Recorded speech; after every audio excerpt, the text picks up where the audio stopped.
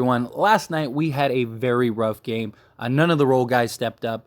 Nobody was knocking down shots. Russell Westbrook, LeBron James, and Anthony Davis were the only real factors, contributors. Kendrick Nunn put in 13 points, but he had 3 at halftime and kind of just gave us 10 points when the game was pretty much already over. They were the only ones that were really keeping us in the game. Our defense was pretty solid for a good chunk of the game, but not the entirety. I equate some of that to just missing shots. It is really deflating. But in general, the lack of size, lack of rebounding, lack of shooting were very apparent. And of course, a lot of people are preaching that we need a trade. This is it. We need to make a trade, right? Trade Russell Westbrook right now. Is it time to trade Russell Westbrook? And that's what I want to talk about in this video. Do you think it's time to trade Russell Westbrook for a deal? Pull the trigger. Time to panic, right? That's how many people feel. And I just get flooded with comments of people sharing that sentiment of like, it's time. Like, look, that game last night was proof that we need a trade. But here's the thing. I don't think so. I think, one, Russell Westbrook played great last night. He had a couple bad moments, but everybody did, right? That air ball 3, not a good look. The step in on the out of bounds line, not a good look. But outside of that, he was in control, put up solid stats. He was our leading rebounder. And just, he had an overall very solid game. And so I don't think anybody would have made a difference last night. I think even if we had Kyrie Irving, we wouldn't have made a difference last night. Because let's say instead of 19 points on like 58% shooting, whatever Russ shot, let's say Kyrie had 30 points, right? So he had 11 more points. We still lose this game because nobody else was knocking down shots. It was just a bad overall game yesterday. Russ was actually a net positive defensively. He was actually pretty good defensively last night, and just had a solid game as a whole. But the only deal that we know right now that is out there is the Buddy Hield and Myles Turner deal, right? But it's still not worth both picks. And not just that, these guys weren't going to solve the issue last night. These guys wouldn't have helped any more than anything. Russell Westbrook's play last night might have been better than both of these guys combined last night. Because one, Myles Turner doesn't solve our rebounding issue. He's only a seven rebound a game guy. He's never been an elite rebounder. Now, he's a great shot blocker, but guess what our problem was last night? Perimeter defense. We were killing him on the inside. At one point, it was like 24-2 inside the paint. It was the perimeter that was the problem. Myles Turner doesn't solve that. So Myles Turner doesn't solve our two biggest issues last night, which was rebounding and perimeter defense. Our problem wasn't the paint last night to where it was like, oh man, we really could have used a big shot blocker. Myles Turner wouldn't have solved anything last night, and he's a 12-7 guy. Russ put up more points and more rebounds than he would have last night, assuming that he just is his average, right? And then Buddy Hield, yes, is a great offensive 3-point shooter, but we needed more than one guy to show up from 3. Unless Buddy Hield was playing 48 minutes last night and took 43 pointers and shot 50%, he was not going to change the scope of the game. That's not to mention the lack of defense we would have gotten. So yes, let's say Buddy Hield knocked down, let's say he went 4 of 5 last night. Or no, let's even up it. Let's say he went 6 of 7 last night, right? He put in 18 points for the Lakers. How many points would he have given up? Like what? He would have given up 20? Like, because who would he have guarded? Clay? Like, it just, you gotta look at everything as a scope. Like, one shooter is not going to save the day. Buddy Hield is not going to save the day. And I agree, we absolutely need floor spacing.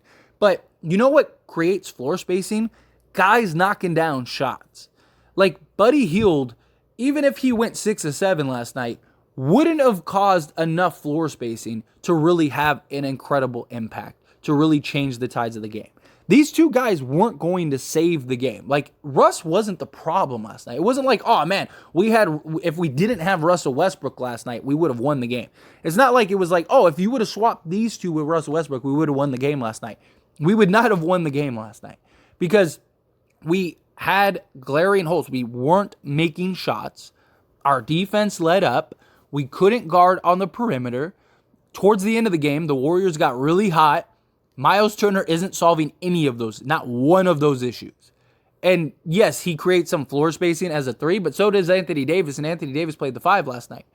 And he wasn't knocking down shots. Myles Turner isn't like a lights out 3-point shooter. I mean, he's good for a center, but he's not like a lights out. He's not shooting 50% from 3 or 42% from 3 or anything like that. He would have caused some floor spacing, but especially against the Warriors, it wouldn't have made much of a difference. He's not going to get you a ton of rebounds against the Warriors. He's not an elite rebounder.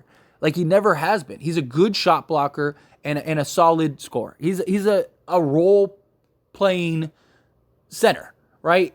Who is known for blocking shots. We didn't need shot blocking last night. We needed defense as a whole. We needed somebody that could get out with some size on the perimeter. Myles Turner doesn't solve that. Buddy Hield doesn't solve that. He would have been nice shooting, but again, unless he shot 40% from 3 on like 20 attempts last night, nothing would have changed. Nothing would have changed. There's nothing that would have saved us last night with these two. And there's no other trade out there right now that's going to save us from these two.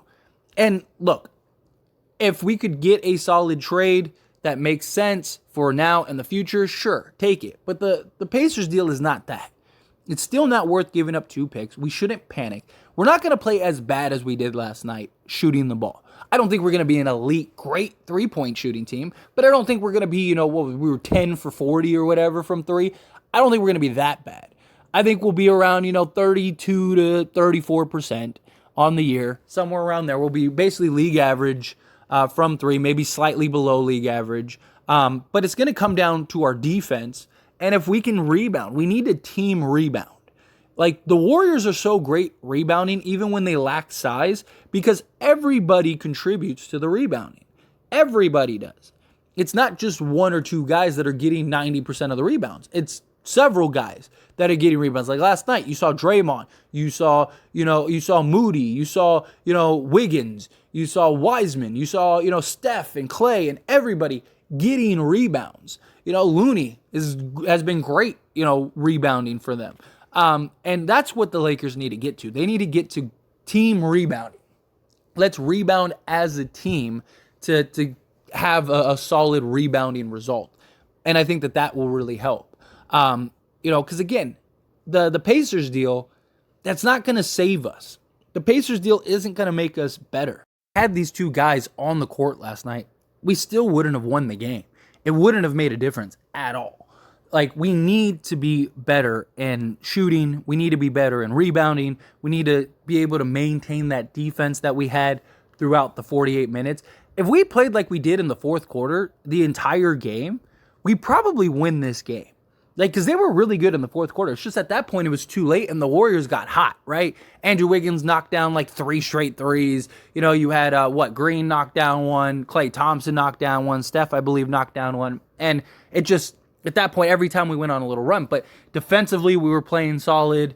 We had some real positives and takeaways that we can look at from last night's game. But Myles Turner and Buddy Hield weren't going to save that. It's not. And it's still not worth giving up the picks from. And this is the whole point, is that, like, why would we do a deal just to do a deal when it doesn't make us any better? Myles Turner and Buddy Hield do not solve any of our issues, any of our problems right now. None of it. One shooter is not going to make us an elite shooting team. It's not going to happen. Myles Turner isn't a desperate need right now because he's not an elite rebounder. Now, if it was like Rudy, if it was Gobert, maybe it would be like, okay, well, yeah, he's a great rebounder and shot blocker, right? He doesn't solve the 3-point issue, but he helps with the rebounds and he helps with the shot blocking. Okay, maybe that I'd understand. I wouldn't want Rudy on this team, but that's just me personally. But Myles Turner isn't an elite 3-point shooter. He's not going to space the floor any better than Anthony Davis does. And Buddy Hield, yes, he can space the floor and all stuff, but you're losing so much defensively, and one shooter is not going to save the day. So why would we trade everything we have to make a deal that doesn't make us any better, that doesn't help us win more games? If we play like we did last night, we're going to be terrible. And Buddy Hield and Myles Turner are not going to solve that. They're not going to save the day if we're playing like we did last night. So I don't know why anybody would want the Lakers to do this trade just to get rid of Russ when Russ wasn't the problem last night. Russ was great last night for the Lakers. He fit in great. He was making good decisions with the ball. Like, he had a lot of real positives last night. You know, couple bonehead plays, don't get me wrong, but every player has that. LeBron had those. Anthony Davis had those. Everybody had that. Steph had one or two of those. Like, every player has, a couple bad plays a game. It happens, especially when you have high usage rate and you're using the ball a lot. But Russ was solid for them. Buddy Hield and Myles Turner wouldn't have played much better than Russ did as an individual. Like, maybe these two give you 30 points collectively. That's only 11 more points than Russ. Russ had, 11 rebounds last night? So, Myles Turner, let's say he gives you your average, which is 7, right? So, that means is Buddy Hield giving you, 5 more points or 5 more rebounds? And even if he does give you 5 rebounds, that's only 1 more than Russ gave you last night. So, these two collectively wouldn't have made a bigger impact than Russell Westbrook, because neither of these guys can guard the perimeter. Neither of these guys are an elite rebounder. Myles Turner probably wouldn't even have gotten 11 rebounds by himself last night. So it's like, I don't understand the whole, like, let's trade. Let's just make a trade just to make a trade. Again, Russ wasn't an issue last night. Wasn't a locker room issue. Wasn't anything. Like, guys just didn't make shots. If guys made shots, it might have been a game we could have won last night. But anyway, as always, this is a discussion, so I want to hear from you. Let me know your thoughts and opinions down in the comment section below. What do you think? Do you agree with me? Do you disagree with me? Do you think that, look, it was just a lack of making shots and not being able to guard on the perimeter? Do you think the Lakers should still make a trade? Do you think they shouldn't? Again, I just don't think the Buddy Hield and Myles Turner trade is going to make us that good to where all of a sudden we're going to be a legit contender if we play the way we did last night and we gave up all of our assets. I don't think Buddy Hield and Myles Turner make us that much better than if we have the Russ we had last night. If Russ can play like that all 82 games this year, then he's a better contributor than Buddy Hield and Myles Turner is as a whole, because he's going to give you the same stats that both of those guys give you. Now, maybe you could argue depth. You'd be a little deeper, a little more size down low. But again, that wasn't our problem.